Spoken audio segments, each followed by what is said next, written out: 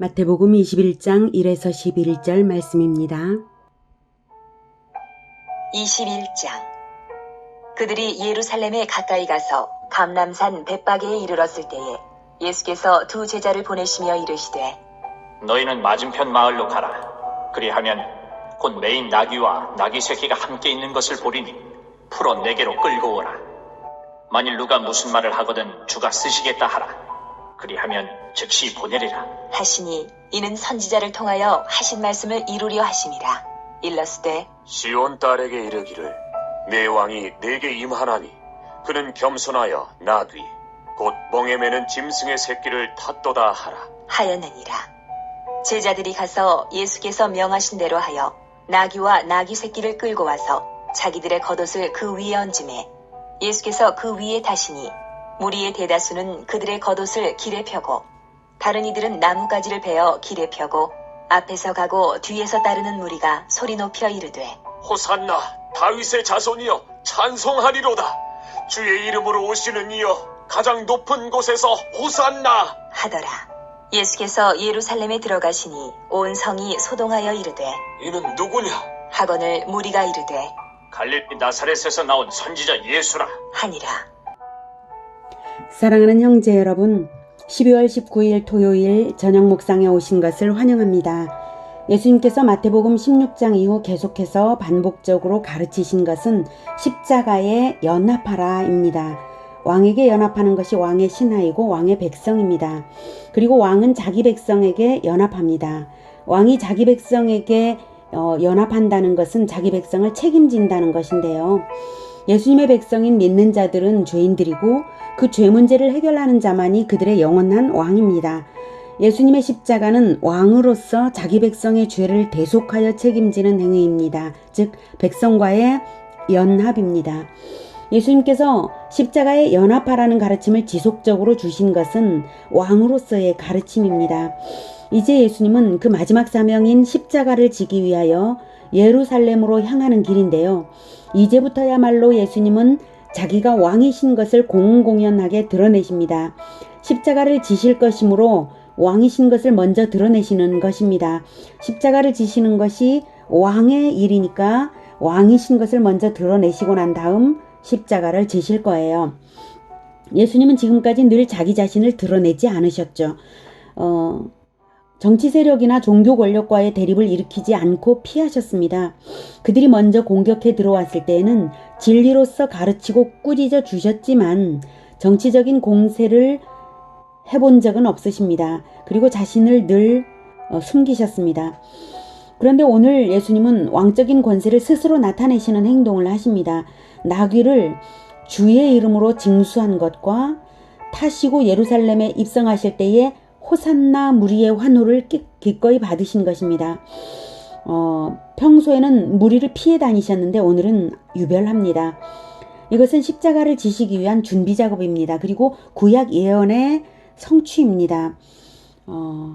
마태복음 21장 2절에서 5절을 보면 이르시되 너희는 맞은편 마을로 가라. 그리하면 곧 메인 나귀와 나귀 새끼가 함께 있는 것을 보리니 풀어 내게로 끌고 오라. 만일 누가 무슨 말을 하거든 주가 쓰시겠다 하라. 그리하면 즉시 보내리라 하시니 이는 선지자를 통하여 하신 말씀을 이루려 하심이라. 일러스되 시온 딸에게 이르기를 내 왕이 내게 임하나니 그는 겸손하여 나귀 곧 멍에 매는 짐승의 새끼를 탔도다 하라 하였느니라.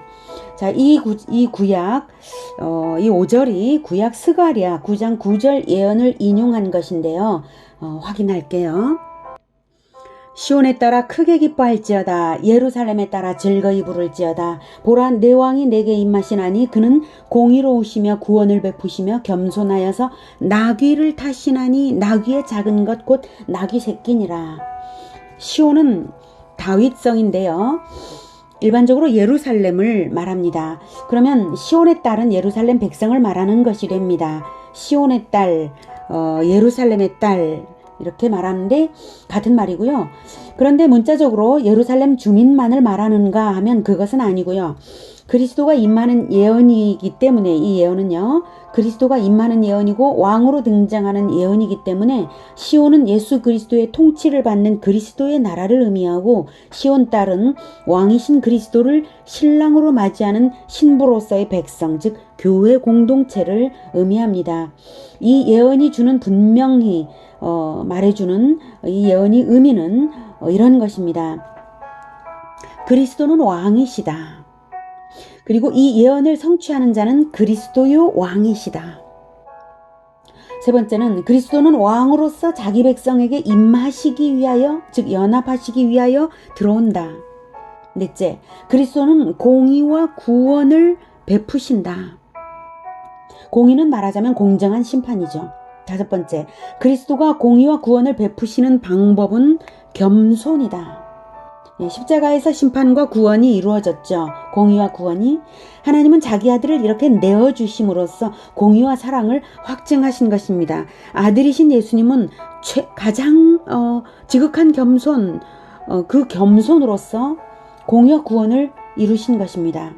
여섯 번째, 그리스도의 겸손은 나귀를 타신 것, 나귀 새끼를 타신 것에서 나타날 것이다.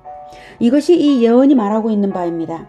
예수님은 오직 십자가를 향한 마음으로 일관되게 충만해 계십니다. 그래서 준비 작업으로서 두 제자를 보내시며 너희는 맞은편 마을로 가라. 그리하면 곧 메인 나귀와 나귀 새끼가 함께 있는 것을 보리니 예수님은 모든 것을 아십니다. 전지전능하신 하나님이시니까 그것을 알고 말씀을 하시죠. 그것을 풀어 내게로 끌고 오라. 마치 주인과 같은 권세로서 말씀하시죠. 만일 누가 무슨 말을 하거든 주가 쓰시겠다 하라. 네, 주권자로서 왕적 권세로서 징벌한다는 것을 나타내는 것입니다. 그리하면 즉시 보내리라. 그 나귀의 주인이 누구인지도 아십니다. 나귀 주인의 마음에 예수는 그리스도라는 믿음이 있는 것도 아십니다. 그렇게 명하신 대로 하여서 제자들이 먼저 자기들의 겉옷을 그 위에 얹었더니 예수님이 타셨습니다. 자, 그런데 여러분, 왕이시면 말을 타셔야지 나귀를, 그것도 나귀 새끼를 타시는 것은 참 코믹한 장면이죠. 나귀가 얼마나 키 작은 동물인지 아시죠? 나귀 새끼는 더욱 작아서 코웃음이 나올 만한데 나귀 새끼 키가 예수님의 다리 길이만큼이나 되었을지 의문입니다. 그런 나귀 새끼를 타시는 행동은 말하자면 전쟁 영웅이 아니라 평화의 왕이신 것을 나타내시는 것입니다. 스가랴 9장 9절에 이어지는 내용이 또 그것을 말합니다. 10절부터 내가 에브라임의 병거와 예루살렘의 말을 끊겠고, 즉 말은 전쟁용이므로 끊겠다는 것입니다. 전쟁하는 활도 끊으리니 그가 이방 사람들에게 화평을 전할 것이요. 그리스도가 화평의 왕으로서 복음을 세상에 전할 자라는 것입니다. 그의 통치는 바다에서 바다까지 이르고 유브라데 강에서 땅끝까지 이르리라. 또 너로 말할진대. 그러니까 여호와 하나님께서 그리스도에게 말씀을 하시는 것이죠. 그래서 그리스도로 말하자면 내 언약의 피로 말미암아 그리스도의 보혈로 말미암아 내가 네 갇힌 자들을 물없는 구덩이에서 놓았나니. 십자가의 피는 하나님과 그리스도 사이의 언약의 피입니다. 그 피로 말미암아 그 피의 효력을 믿는 자들을 죄의 올무에 갇혔던 그들을 해방시킨다는 하나님의 언약입니다. 갇혀 있으나 소망을 품은 자들아, 죄인이지만 그리스도를 기다리는 자들아, 너희는 요새로 돌아올지니라. 요새는 견고한 산성인데요. 보혈을 흘리심으로써 완전 승리한 그리스도 예수님 자신이 바로 요새입니다. 내가 오늘도 이르노라. 내가 네게 갑절이나 갚을 것이라. 아멘. 이때 제자들은 자기들의 하는 행동을 모르고 그 나귀의 등에 겉옷을 펼쳤죠. 그런데 바로 그 모든 것들이 이렇게 스가랴 9장 9절부터 12절까지 예고된 것이었다는 것을 모르고 그 행동을 했는데 이어서 일어나는 놀라운 상황들이 바로 그 예언의 성취였고, 그런데 그 의미는 제자들이 나중에야 깨달았습니다. 자, 8, 9절. 무리의 대다수는 그들의 겉옷을 길에 펴고 다른 이들은 나뭇가지를 베어 길에 펴고, 이렇게 제자들이 먼저 했던 행동에 이어서 무리가 아주 많이 조직적인 행동인 것처럼 보이는, 한 마음처럼 움직이고 있는 것이죠. 앞에서 가고 뒤에서 따르는 무리가 소리 높여 이르되 호산나 다윗의 자손이여 찬송하리로다. 주의 이름으로 오시는 이여 가장 높은 곳에서 호산나 하더라. 네. 레드벨벳처럼요. 카펫처럼 나뭇가지를 베어서 길에 펴고 겉옷들을 펼치고 이런 것이 막 이루어진 것입니다. 그리고 펼치는 대로 예수님께서 나귀를 타서 거기를 가시는 것이죠. 호산나는 왕이여 구원하소서라는 뜻입니다. 다윗의 자손이여는 그리스도라는 뜻이고요. 주의 이름으로 오시는 이여 가장 높은 곳에서 호산나, 여지없이 왕이신 그리스도를 환영하는 지극한 찬양입니다. 갑자기 무리가 아주 조직적으로 왕의 환영식을 하는 모습입니다. 어떻게 이런 일이 벌어질 수 있을까요? 나중에 십자가에 처형되실 때에 이 무리 중 다수는 예수님을 십자가에 못 박으라고 외쳤습니다. 그렇게 될 그들이 오늘은 어떻게 이런 행동을, 그것도 무리가 서로 약속이나 한 듯이 이럴 수 있을까요? 이 사건은 인간의 계획을 다 아시고 섭리하시면서 인간들의 자의적인 계획까지도 사용하셔서 하나님의 원대한 뜻을 이루어 가시는 하나님의 작업입니다. 하나님의 섭리가 아니면 이것은 설명을 할 수가 없는 것이죠. 어떻게 구약 예언이 이 무리에 의해서 이런 식으로 이루어질 수가 있습니까? 예.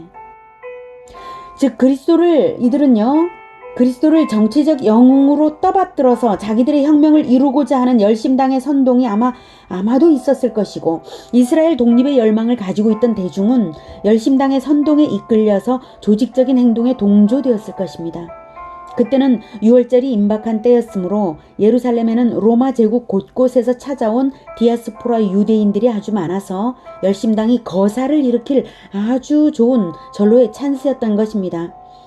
열심당과 대중이 호산나를 외치는 의도는 세속적이고 정치적인 의도였을지라도 예언은 성취된 것입니다. 예수님은 대중의 마음을 잘 아시지만 그럴지라도 예수님은 그래, 나는 왕이다. 평화의 왕이다. 내가 평화의 방법으로 너희들의 죄를 책임져 주겠다는 태도로 나귀 새끼를 타시고 입성하신 것입니다. 평화의 왕으로서 십자가를 질 왕이시기 때문에 입성하신 것입니다. 왕의 환영식을 받아들여 주시는 것입니다. 대중은 동상이몽을 꾸고 있을지라도 예언은 성취된 것입니다. 예수님은 자기가 왕인 것을 공공연하게 나타내셨습니다. 10절. 예수께서 예루살렘에 들어가시니 온 성이 소동하여 이르되 이는 누구냐 하거늘. 온 성이 소동하여 이는 누구냐라고 묻는데요. 예루살렘에 있던 기존 주민들의 반응이죠. 이때 무리가 이르되, 이 무리는 열심당 등 왕의 옹립을 시도하면서 거사를 꿈꾸는 자들이 대답을 하는 것이죠. 갈릴리 나사렛에서 나온 선지자 예수라 하니라. 이 대답 역시 예언의 성취임을 나타낸 말입니다. 신명기 18장 18절에는 하나님께서 이렇게 말씀하셨습니다. 내가 그들의 형제 중에서, 즉 이스라엘의 형제 중에서 육신으로 태어난다는 거죠. 너와 같은 선지자 하나, 너는 모세입니다. 모세와 같은 선지자 하나, 유일한 선지자입니다. 특별한 그리스도를 말하는 것입니다. 선지자 하나를 그들을 위하여 일으키고 내 말을 그 입에 두리니 내가 그에게 명령하는 것을 그가 무리에게 다 말하리라 라고 하나님께서 그리스도를 보내실 약속을 너와 같은 선지자 하나라고 하신 것을 상기하며 무리가 대답한 것입니다. 바로 이 너와 같은 선지자 하나, 이것은 이스라엘 백성들이 그리스도인 줄을 알고 있었고 기다리고 있었던 바입니다. 그래서 갈릴리 나사렛에서 나온 선지자다라고 말을 한 것이죠.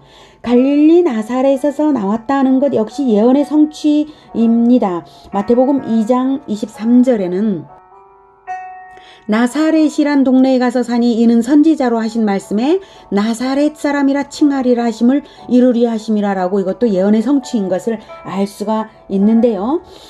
구약에는 직접적으로 나사렛이라고 지칭해서 이렇게 예언된 바는 없고요. 나사렛은 갈릴리에 속한 마을이고 갈릴리가 예언된 바가 있습니다. 그래서 여기에서 말하는 나사렛은 갈릴리를 의미하는 것입니다. 갈릴리가 더 넓은 범위니까 나사렛을 포함하니까요. 자, 그래서 그것을 보겠습니다. 이사야 9장 1절. 전에 고통받던 자들에게는 흑암이 없으리로다. 옛적에는 여호와께서 스불론 땅과 납달리 땅이 멸시를 당하게 하셨더니 후에는 해변길과 요단 저쪽 이방의 갈릴리를 영화롭게 하셨느니라. 바로 여기 스불론 땅, 납달리 땅 이게 다 갈릴리에 해당이 되니까 이 말씀 하시는 것입니다. 자, 이렇게 예수님의 모든 행위는 예언의 성취입니다. 그리고 모든 예언들은 십자가의 대속과 부활을 향하고 있습니다.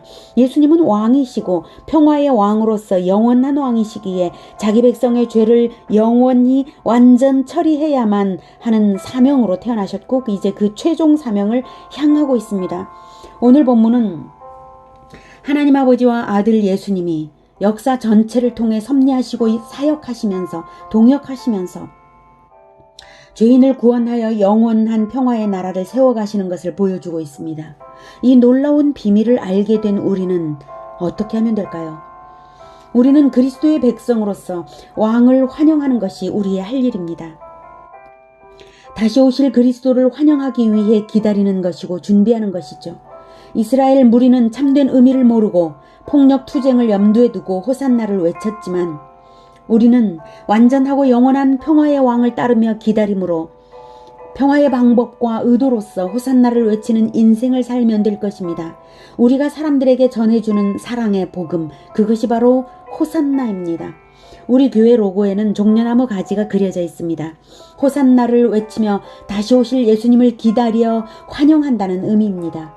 세상에 외치는 사랑의 복음이 바로 우리의 호산나입니다. 그 호산나를 마음에 부르짖으며 평화의 왕 그리스도의 백성으로 복음으로 걸어가는 우리 모두가 되길 축복합니다. 기도하겠습니다. 하나님은 구약 그 오래전부터 호산나 주의 이름으로 오시는 이여 호산나라고 외칠 백성을 예비하셨습니다. 그 백성들이 온전한 마음으로 하지 못했을지라도 하나님은 예언대로 그리스도를 보내셨고 예언대로 언약대로 예수께서는 자기의 피를 언약의 피로 하나님께 올려드리면서 우리를 위하여 대속하셨습니다. 우리의 왕은 오직 예수 그리스도십니다. 우리의 죄를 완전히 영원히 도말하여 주셨으므로 예수 그리스도만이 우리의 왕이십니다.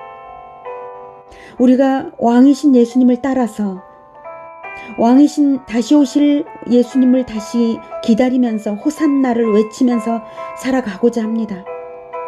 영원한 복음, 예수님이 왕이심으로 왕을 영접하여 구원받으면 죄를 용서받는다고 하는 이 영원한 복음을 호산나를 외치던 그 백성들처럼 우리도 그렇게 할 수 있도록 우리를 인도하시고 도와주시옵소서. 우리가 그렇게 살아가겠습니다. 예수님의 이름으로 기도드립니다. 아멘. 이어지는 시간은 개인 기도 시간입니다.